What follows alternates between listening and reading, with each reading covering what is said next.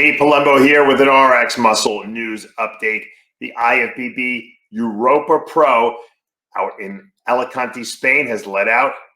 Nathan DeAsha has been crowned the champion for Nathan after that horrible year he's had with COVID and his gym shut down and arrests because he wouldn't shut his gym. And I mean, just all kinds of mishaps Nathan had over the last year. I mean, this guy has really just been standing up for his right to own a business and basically, you know, have a livelihood. And man, what nice retribution this is. He missed the Olympia last year because he couldn't travel.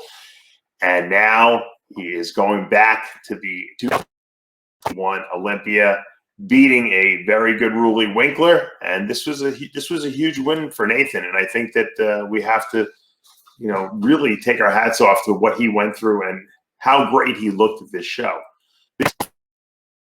ROELLY certainly was not the ROELLY that we're used to seeing on stage. There's definitely something that hasn't restored itself, if you want. Chris Aceto said that he felt that ROELLY hadn't really gained back the size that it lost, you know, over the last year or so that we hadn't seen him on stage. And I think that might be the truth. But ROELLY looked good here, and we're going to see some. I'm going to roll some footage from a website that had some of this event, and you know, it's thank God for them because there's really not that much out there. And if you look, it was a two-man show essentially here. Nathan DeAsha, ROELLY WINKLAAR, and go through the poses one by one.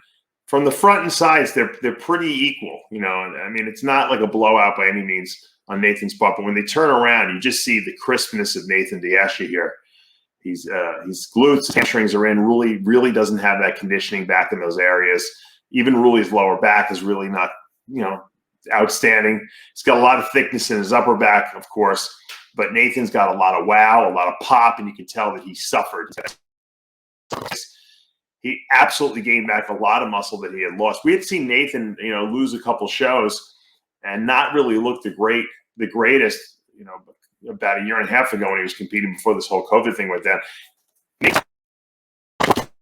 Because he rested his body and man, did he bounce back. He's got those crazy genetics that, you know, like the Levrone hyper responder type genetics where all he's got to do is get back in the gym and really focus on what he's doing 100%. And that muscle comes back. He looks fresher here than ROELLY. I think he easily beats ROELLY in almost every pose. Obviously, this is more for the audience, I think. And, you know, a lot of people thought third place should have possibly snuck in there. But I think ROELLY was a solid second. I think Nathan was a solid first. What's going on with ROELLY? I don't know. I think ROELLY might just need another season to really get back to his old form. Obviously, he had some issues as well. But you can see Nathan's width here also really works his advantage. You know, we think of ROELLY WINKLAAR as being so crazy wide, but at the end of the day, you know, Nathan is bigger. He's got a bigger structure. I said it yesterday, you know, when I did my wrap-up of the Texas Pro. I wish I could have seen Kuklo come out to he would have fared against Nathan DeAsha. I don't know if he would have beat him, but it would have been a really good battle because they both have a lot of width and a lot of pop to their physique and a lot of wow. But the European audience got their money's worth for sure, and Nathan DeAsha really proved once for all that, hey, you know what? I'm back, number one. I'm going to the Olympia, and I'm going to give these guys at the Olympia in that top six a big run for their money. And that's a bold statement on his part. And I think that, you know, we got to add him to the list of people out there. I mean, he doesn't really have a lot of weaknesses. And when he's sharp, like he was here, he will be very difficult to beat because of his taper, because of his small waist, because of his wowie muscle groups, his arms, his shoulders. When he turns around, his back double is really good. He's got glutes and hamstrings, and everything ties in very nicely and flows nicely. And that's important, especially on the Olympia stage. Sometimes guys like Nathan have trouble winning these smaller shows because sometimes oranges. But on that Olympia stage, there's a lot of structural guys in that top six. And if you don't have structure, usually you get ejected immediately. So I think that Nathan's going to be a factor. And we know that there's two.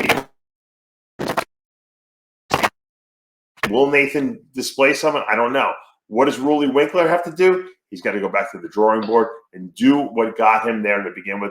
Train heavy, have a solid off season, and come back and dominate again. But he's got to put that size back on. Maybe he didn't give himself enough time. All I know is that it's been a super exciting weekend for shows. We're going to do a full wrap-up of all these shows tomorrow with Milos Sarcev live. 12 noon. That's Monday, 12 noon Eastern Standard Time. For now, I'm Dave Palumbo with an RX Muscle News Update.